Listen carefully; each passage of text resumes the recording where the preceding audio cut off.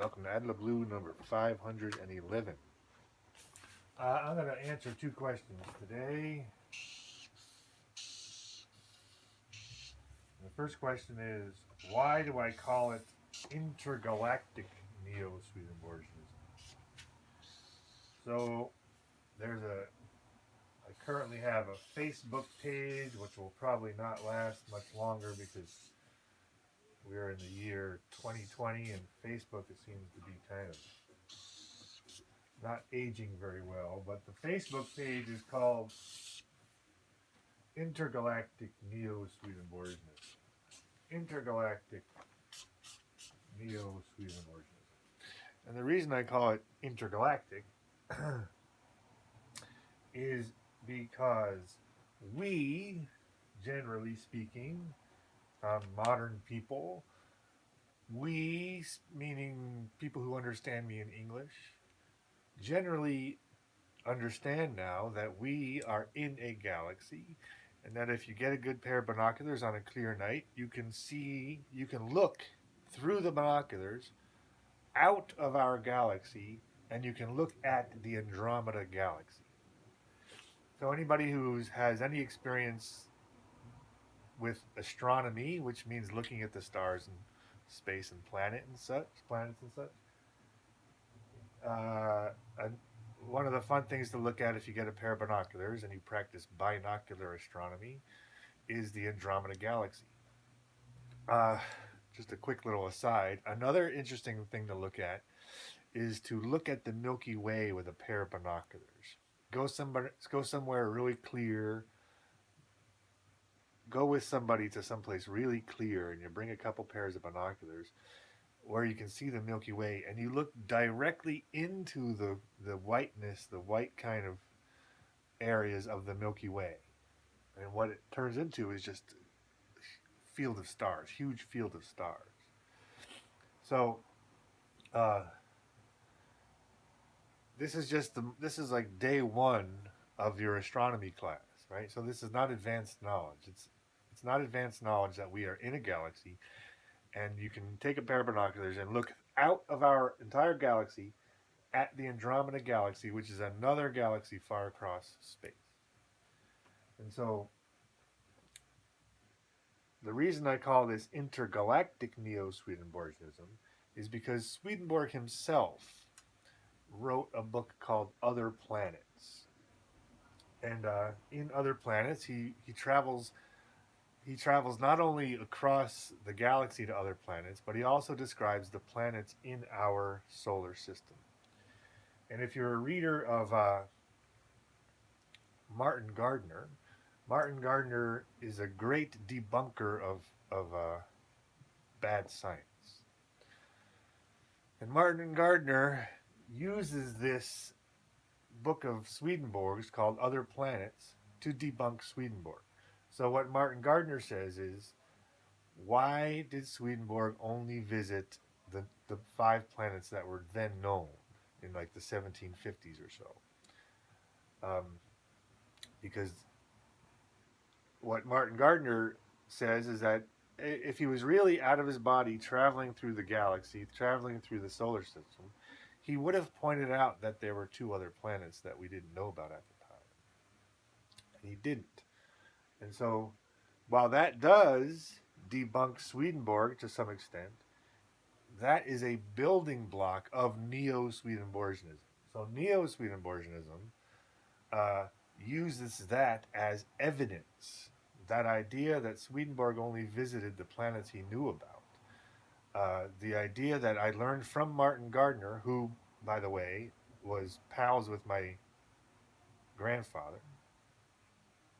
Maybe I'll pull up a picture. I'll use a picture for the thumbnail. I'll go dig up this picture. Actually, I don't have to dig it up. I know just where it is. And it's Martin Gardner at Jay and Francis's some wedding party of Jay and Francis. So anyway, Martin Gardner I didn't know this when I used to read Martin Gardner and in the 90s, and then when I got to Chicago in 2002, I was looking through this book, and I'll just find it.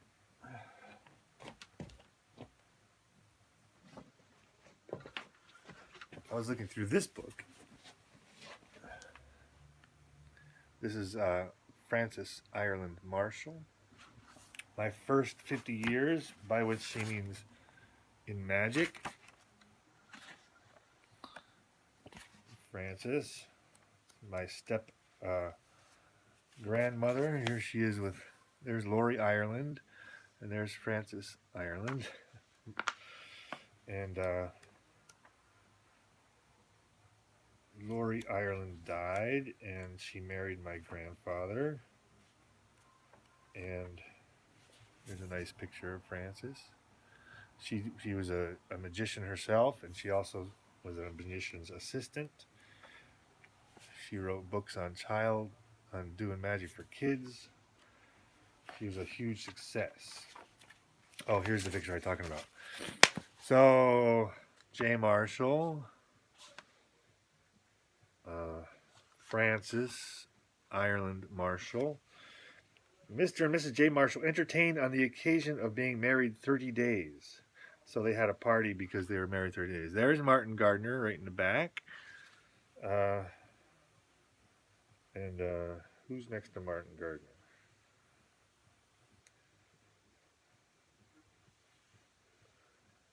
Mrs. Wally Dean. That's Mrs. Wally Dean. And Mrs. Gardner is over here. Charlotte Gardner. So anyway, oh no, here's Charlotte Gardner. Who's Lady Frances? So it says Frances Ireland, then it says Lady Frances, and then it says Charlotte Gardner, and there's Martin Gardner in the back. But anyway, I'm digressing too far. But I was a reader of Martin Gardner before I ever got to Chicago, and before I ever knew that Jay was friends with Martin Gardner. And Martin Gardner, Magic Inc. published Martin Gardner's magic tricks. Impromptu Table Magic, I think is his book. But anyway, the point was, why do I call this intergalactic Neo-Swedenborgianism? And the answer is because what Neo-Swedenborgianism says is that Swedenborg was just traveling within his own psyche. And the fact that he only visited the planets he knew about, well, that supports this idea. The reason he only visited the planets he knew about, Martin Gardner, I'm talking to you, is that he was, in fact, only traveling in his mind. And so what Martin Gardner did was debunk the idea that he was flying out in the universe itself, but he supports the idea that this was an internal journey. So internal to Emanuel Swedenborg meant visiting the planets. Internal to you and I means knowing about the Andromeda Galaxy and knowing about the Milky Way Galaxy. And therefore, this way that Swedenborg populated all these planets, if you look at that as a physiological process that happened within his mind, within his own psyche, and then you say, well, we have that same physiological process, but unlike Swedenborg, who only knew about 5 planets and who supposed there were planets elsewhere, we know that there are actually billions of galaxies, and we know that there are billions of planets inside of each of these billions of galaxies. This is a staggering thought, to think that our own imagination and our own psyche can populate billions upon billions, not billions upon billions times billions of planets. That's a profound thought. And that's why I call it intergalactic Neo-Swedenborgianism, because we have the concept in our own minds of intergalactic. There's a song by the Beastie Boys called Intergalactic. So intergalactic is a concept that we understand, and therefore, speaking Neo-Swedenborgianistically, we can travel to all these other galaxies. So that's question number 1. Question number 2 is the idea of the city 4 square. Okay.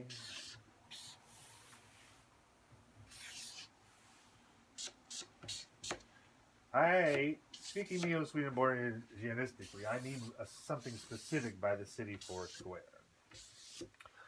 I mean this cultural ship that we are on and in, which the academics call, quote, people of the book.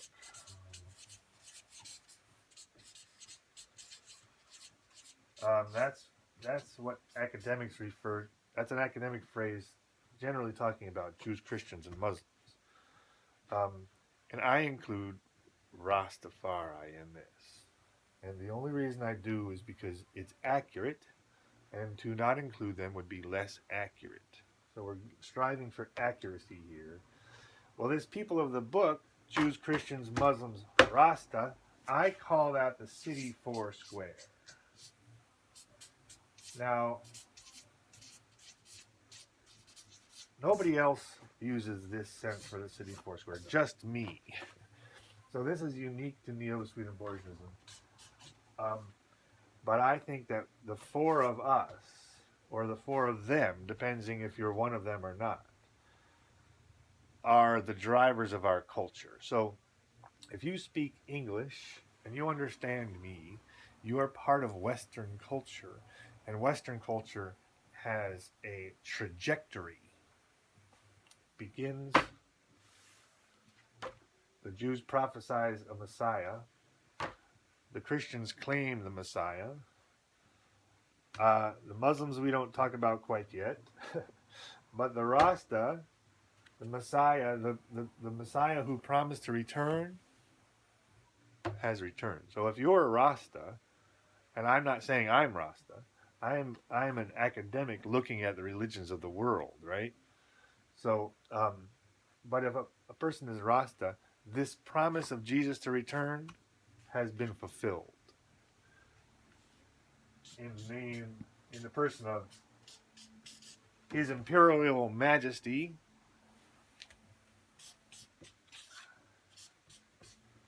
Haile Selassie I, who before he was Haile Selassie I, because that was the name went after he became emperor.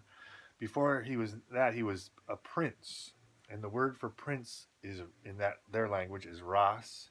So his name was Tafari, Prince Tafari I, Ras Tafari. Okay, so I have these two very big concepts here. One is that our own psyche can populate entire galaxies. That's a big one. The second one is that where we are headed historically, where we are right now in the history of the Western world, is that we are in a similar place to the early Christians because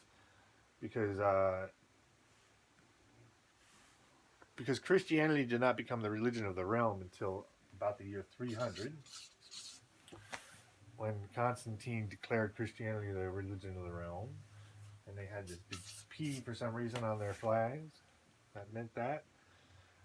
Well, so you have this precedent of the life of Jesus, and then 300 years later, the whole so-called world, meaning at this time the Roman world, the whole world becomes Christian, okay? Muhammad lived, and 300 years after Muhammad lived, they had what's called the Islamic Golden Age. Okay, you can look that up. And then, here I have one more minute. Then look up the Hebrew year 6000, which is when peace on earth is supposed to begin. The 1,000 years of peace begins in the year 6000. And you minus 300, and you get the Hebrew year 5700. So what happens that 300 years after this? Haile Selassie. So before, what happens 300 years before the Hebrew year 6000? What happens? This is a question. So it takes 300 years for Jesus to become recognized.